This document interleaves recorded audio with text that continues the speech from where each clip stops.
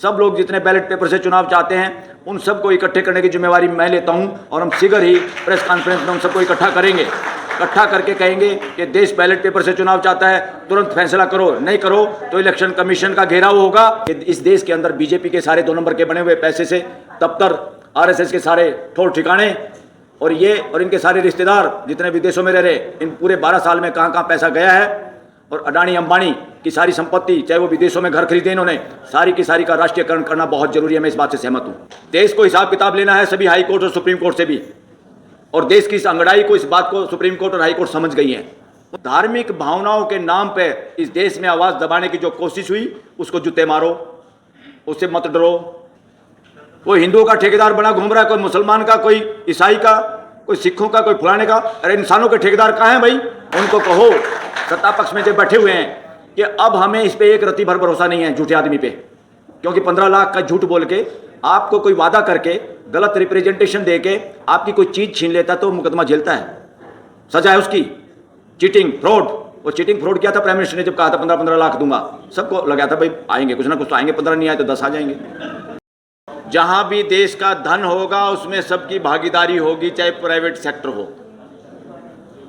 और देश में इलेक्शन बैलेट पेपर से होगा, नोट करो इस बात को। इसके लिए संघर्ष करना पड़ेगा, सिर्फ संघर्ष भी नहीं करना, इकट्ठे होना है।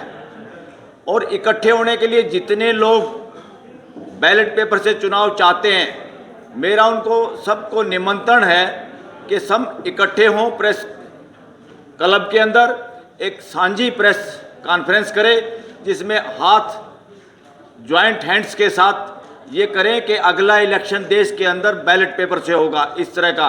और या तो चुपचाप इसका फैसला करे इलेक्शन कमीशन और गवर्नमेंट, अदरवाइज जंतर मंतर पे और देश में हर जगह धरना होगा, ये घोषणा करेंगे।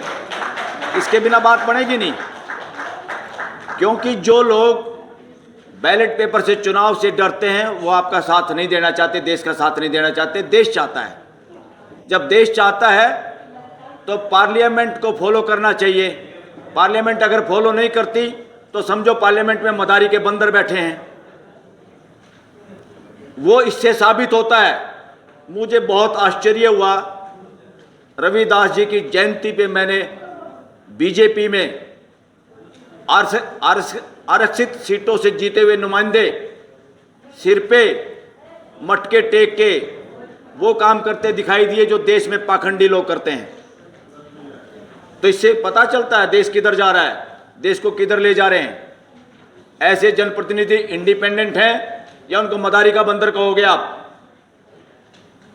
इसमें अब इफ एंड बट की बात नहीं, देश पहली बार जागरूक हुआ है, इकट्ठा भी हुआ है।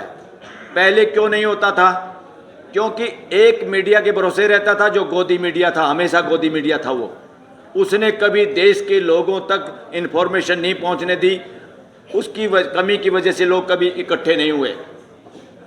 पहली बार देश में युवा जो इकट्ठे हुए, ये क्या वजह थी?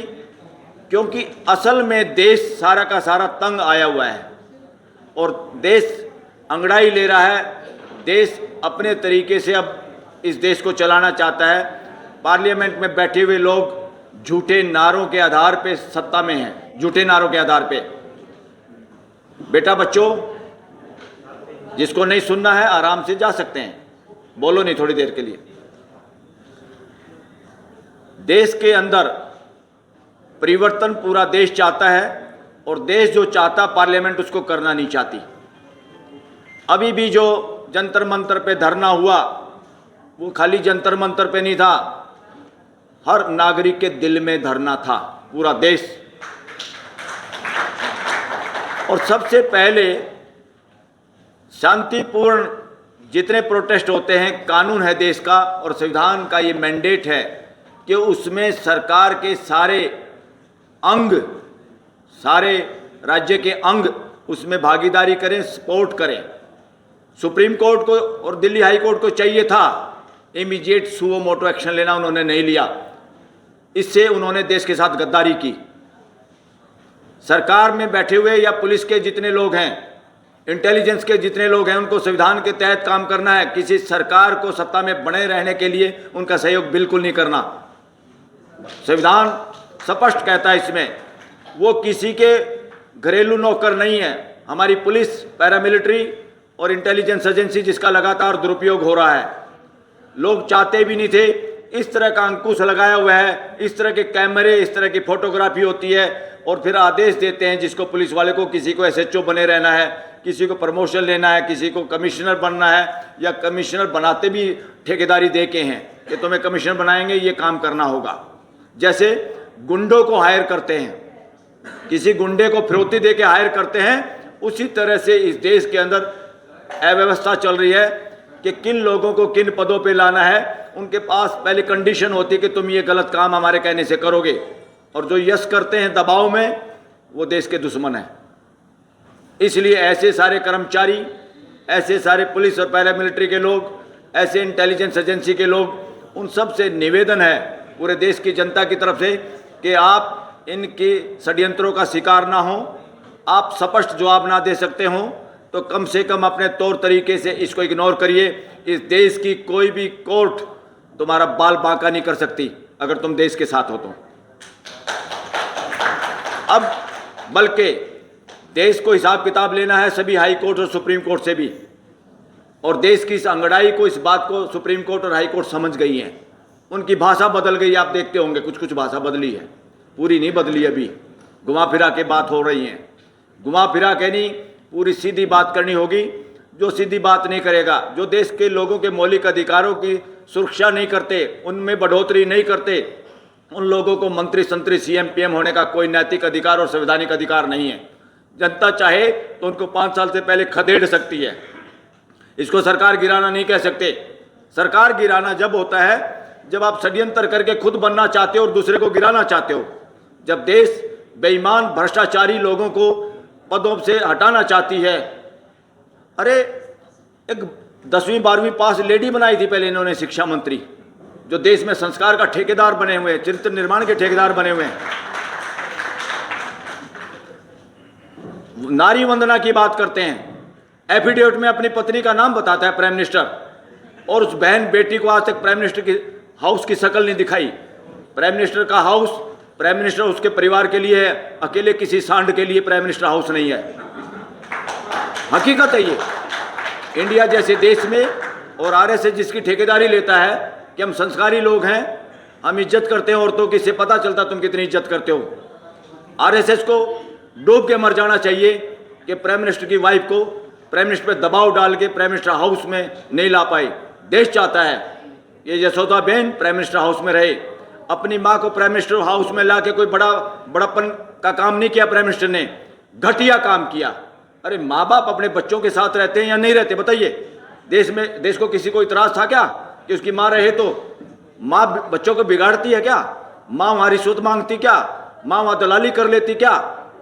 तुम जानबूझ के ड्रामा कर रहे हो। माँ नहीं लाए, पत्नी नहीं लाए, फलानी नहीं लाए, देश के ठेकेदार बने घूमते हो।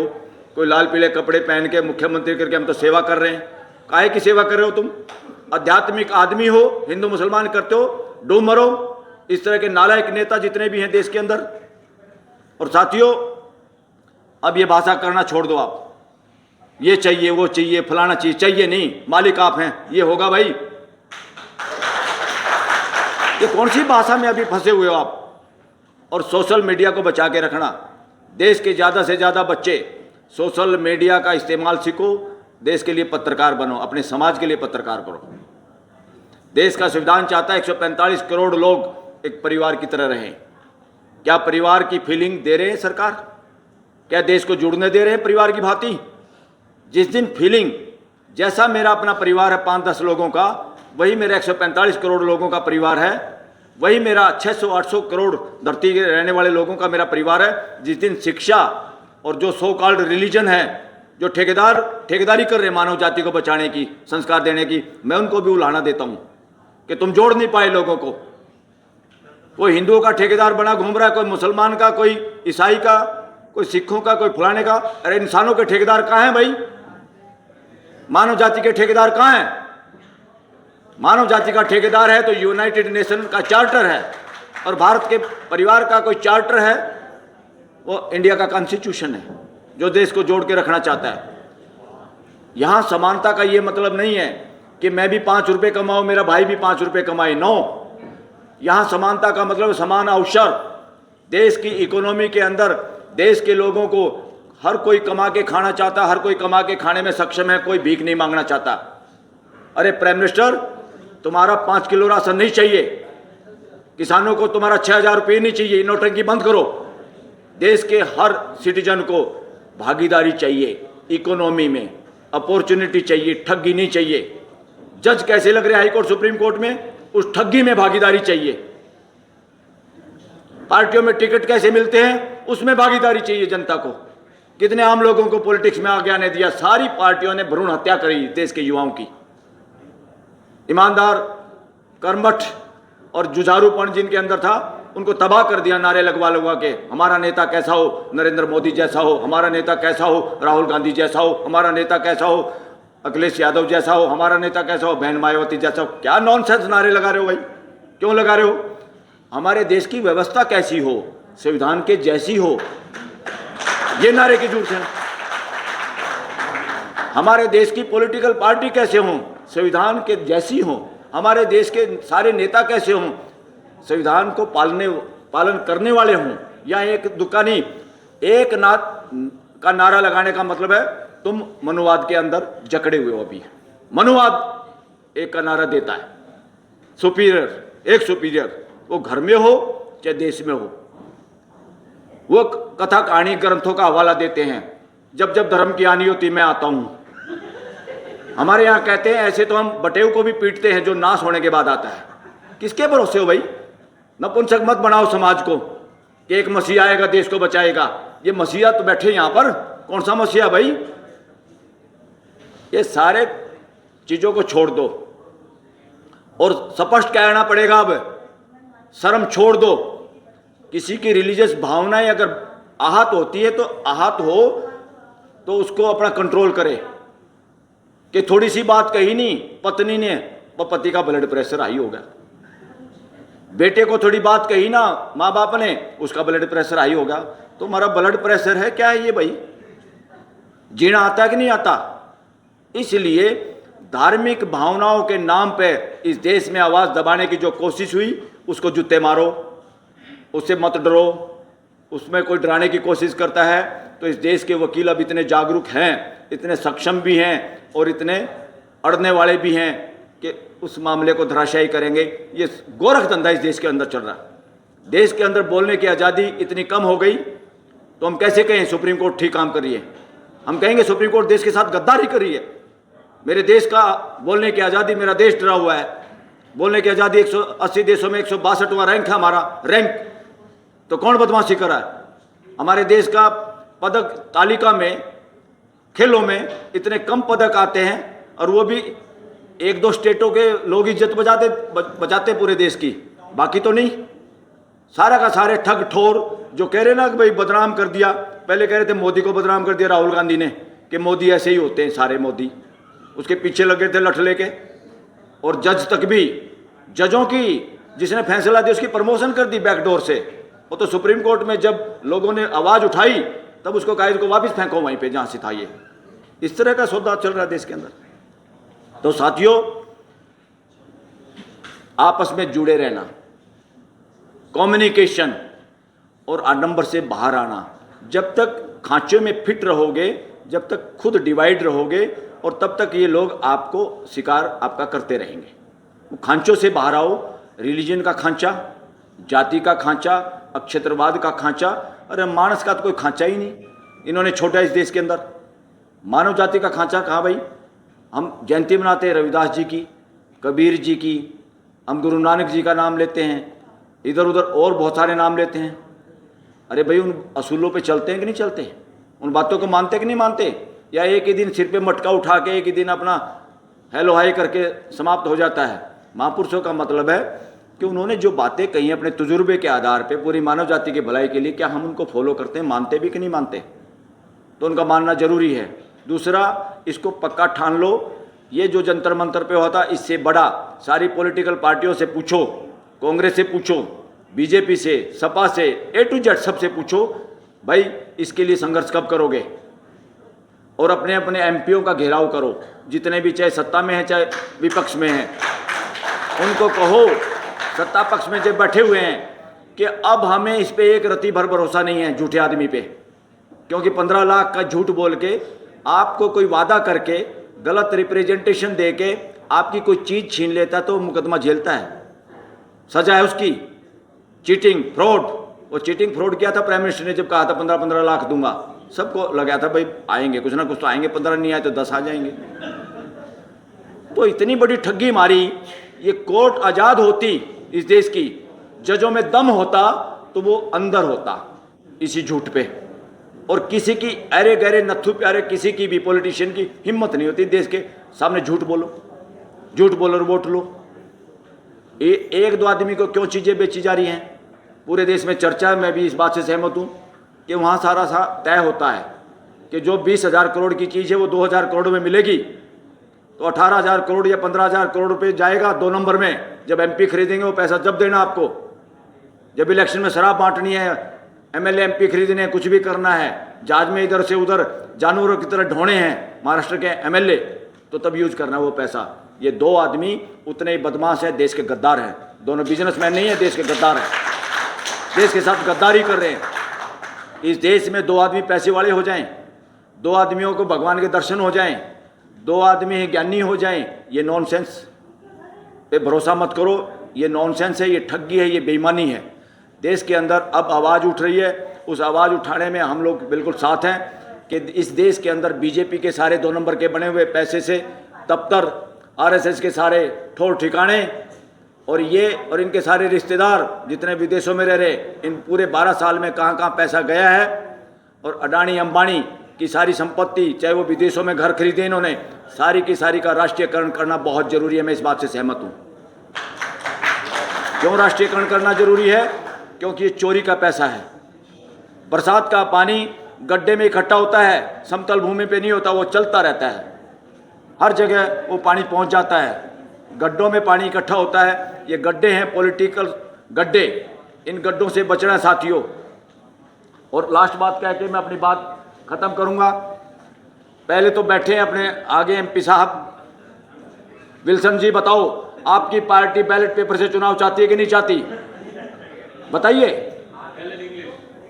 Your party wants election by ballot paper और नॉट?